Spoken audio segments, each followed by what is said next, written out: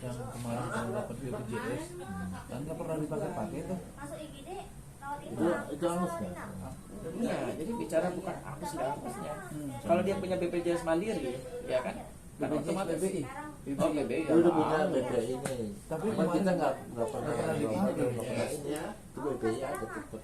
Ya, Jangan itu apa-apa. nggak ada istilah angus. Tapi ada kemarin warga kita, ada warga kita karena nggak pernah dipakai-pakai, jadi pas dicek, Bilang. nah itu ya namanya itu nggak ada. Nah itu Oh, ada kasus begitu. Ada. Oh, tapi nggak apa-apa. Nanti ketika berobat ya usulin lagi PBI nanti muncul kok. Sebenarnya sih gampang. Jadi pihak rumah sakit itu bagian pendaftaran tahu kok, ya kan? Hanya ketik nik aja. Itu udah ketahuan nanti tuh. Ini warga ini punya BPJS aktif atau nggak aktif, dan warga yang tidak punya BPJS itu tahu cuma dari nik doang, gitu kan? Nah, terus ketika dicek niknya, ya kan? Ternyata ada bermasalah. Biasanya KTP yang nicknya nggak terdata, nggak masuk di database, itu misalnya kayak KTP gantung gini. Misalnya dia sakit dan waktu pendaftaran sakitnya itu masih pakai kartu keluarga dari orang tuanya. Nah, sedangkan dia sendiri sudah berkeluarga dan punya kartu keluarga sendiri. Ini kejadian nih di kemarin saya ngurus yang di Jakarta Setia. Di RT 1 ya. Nah, RW 27 kalau nggak salah. Nah, terus udah begitu ketika dia sudah punya suami dan bikin kartu keluarga baru. Nah, ternyata mereka pisah. Nah, akhirnya si mantan istrinya ini nikah dengan orang lain. Nah, si suaminya ini akhirnya nikah dengan perempuan lain dan tanpa sepengetahuan mantan istrinya dikeluarin dari kakak.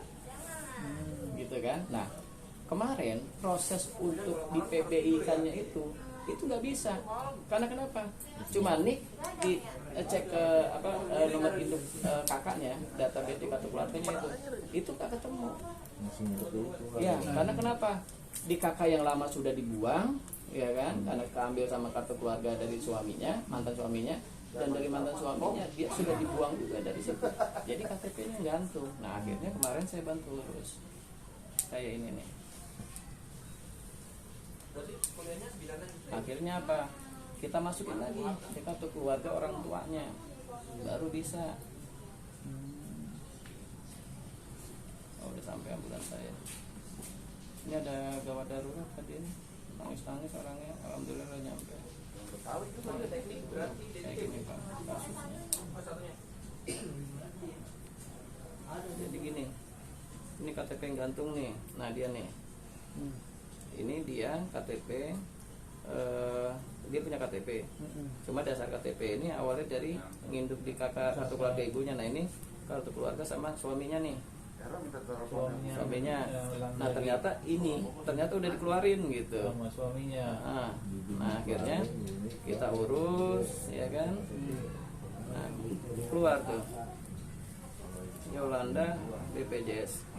Kalau nggak serok jari. Yolanda status kepesertaan aktif kelas 3 PBI kayak gini. Gitu. Ini yang saya urus.